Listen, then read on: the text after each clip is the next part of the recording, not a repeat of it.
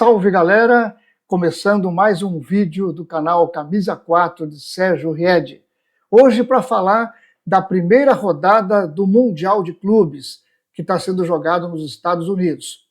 Vamos lá, começar direto pelos grandes destaques dessa primeira rodada, né, de todos os grupos, dos 8 grupos, que acabou ontem. Eu diria que 3 times mostraram muita força.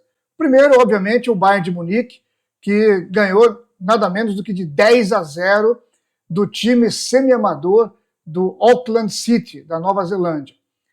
Eu acho que foi um duelo bastante desequilibrado, né, com um time que é uma potência mundial e com outro semi-amador.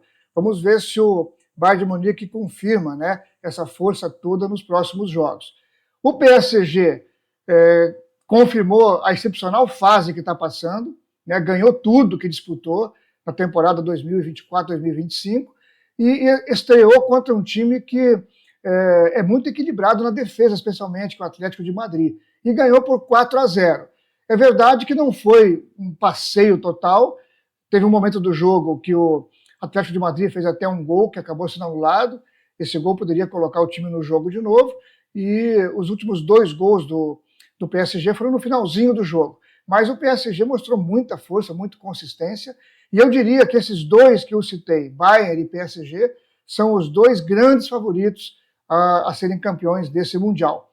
E a Juventus também, na minha opinião, surpreendentemente, estreou com muita desenvoltura, jogando um ótimo futebol e ganhando de 5-0 do Al Ain, né, que é um time que já foi campeão da Champions da Ásia recentemente, inclusive em cima do Al Hilal, né, o time que é do Jorge Jesus e que empatou com o Real Madrid na primeira rodada desse Mundial de Clubes. Então, para mim, os 3 grandes destaques foram o Bayern de Munique, PSG e a Juventus de Turim, da Itália. Quem foram as decepções dessa primeira rodada? Na minha opinião, o Inter de Miami, de Messi e Suárez, jogou muito abaixo do que se esperava, apenas empatou em 0-0 com o Al Ahly do Egito. O Chelsea, da Inglaterra, embora tenha ganho de 2-0 o jogo dele, não jogou um grande futebol, levou muitos sustos, né? O adversário teve muitas chances de gol.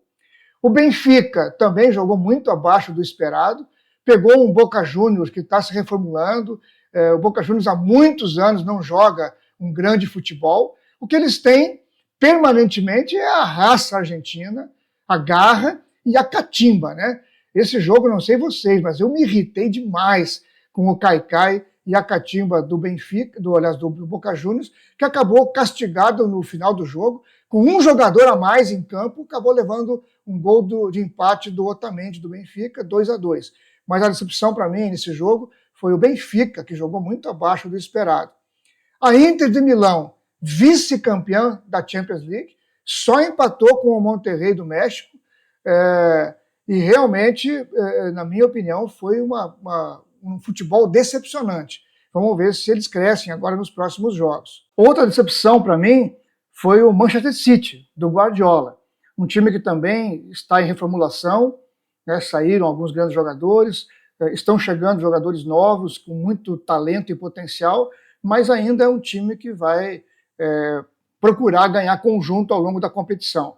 Mesmo tendo ganho de 2-0 do Wydad, eu acho que jogou um futebol também muito pobre ainda, mas pode ser que o time cresça durante a competição. E outra grande decepção foi o Real Madrid, né? Um time que jogou muito abaixo do seu potencial. Tá certo que jogou sem o Mbappé, né? Mas teve a estreia de alguns jogadores novos e jogou um futebol também muito decepcionante.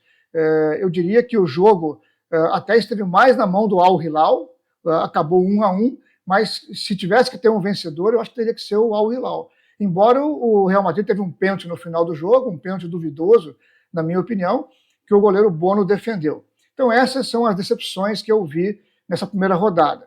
E quanto aos brasileiros? Vamos lá, tentando ser bem objetivo. Eu acho que o Flamengo e o Botafogo fizeram o que se esperava deles, né? Ganharam os 2 jogos, o Flamengo ganhou do Esperance da Tunísia, né, por 2-0, não levou grandes sustos, mas também não exibiu um futebol muito exuberante. eu acho que pode crescer também durante a competição.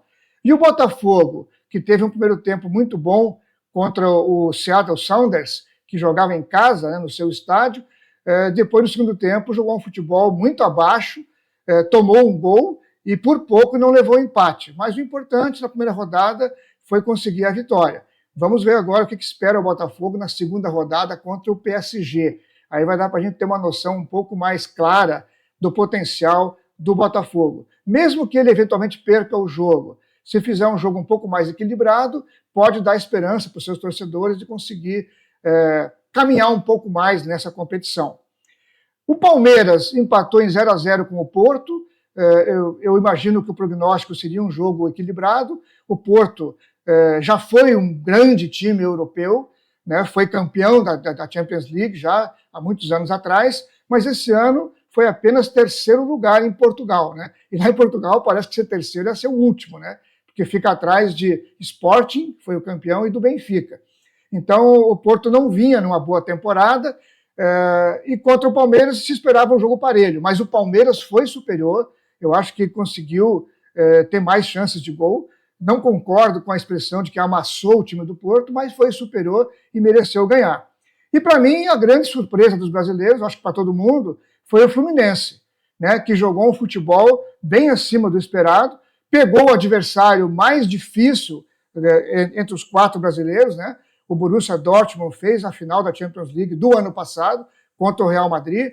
É um time que sempre tem grandes jogadores, né? É um time revelador de jogadores, mas passaram por lá já o Haaland, né? O Bellingham, para dar 2 exemplos. Então é um time que sempre tem grandes jogadores no seu elenco. Esse ano tem também jogadores que já passaram pelo Bayern de Munique.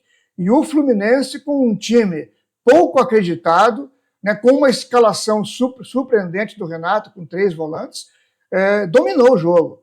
Eu acho que teve um domínio total, né, não dá para dizer que o Borussia Dortmund não teve nenhuma chance clara de gol. Teve um chute de longe que foi um pouco perigoso, mas o Fábio conseguiu defender, e o Fluminense teve pelo menos 3 chances claríssimas de gol que não aproveitou, né? Numa delas, o Everaldo entrou sozinho, né, correndo em direção à grande área e resolveu não chutar, né? Deu uma desculpa esfarrapada lá, mas preferiu se livrar e passar a bola, né? Depois, num chute dele no rebote, o Nonato perdeu um gol que eu acho que aí é mais mérito do goleiro, e no primeiro tempo o Martinelli teve um chute livre da meia-lua da grande área, que se vai no gol, é gol. Então o Fluminense, a mim, surpreendeu pela qualidade, não pelo resultado, né? O jogo foi 0-0, o Fluminense realmente dominou o Borussia, e eu acho que dominou até mais do que o Palmeiras dominou o Porto. Então deu um pouquinho de esperança para a gente. Eu acho que é cedo para falar que o futebol brasileiro está no mesmo nível do europeu, como eu ouvi alguns jornalistas falarem, e também é cedo para falar que os europeus não estão jogando tudo que se espera deles, aqueles que decepcionaram, porque estão em fim de temporada, porque está muito calor nos Estados Unidos. Eu acho que isso também é desculpa esfarrapada, né? Porque tem time europeu que jogou muito bem, né? Eu dei 3 exemplos aqui: o Bayern de Munique, o PSG e a Juventus. Os outros têm que crescer. E dizer que estão jogando em fim de temporada, toda a Eurocopa é fim de temporada, todo o Mundial de Clubes, com exceção do Catar, é no meio da temporada, aliás, no final da temporada deles, meio da temporada no Brasil, e eles costumam ter bom desempenho. Então, eu acho que não é por aí a desculpa, né? Então, nem os brasileiros estão tão bem assim. Eu acho que tem que provar um pouco mais isso, né? Não estou dizendo que não tem a chance de ganhar esse campeonato, mas ainda, na minha opinião, é mais difícil um brasileiro ganhar do que ganhar um grande europeu, como o PSG, o Bayern de Munique, mas as próximas rodadas é que vão dizer isso para a gente, tá bom? Obrigado a você que fez companhia para a gente aqui no vídeo, e até o nosso próximo encontro. Um abraço.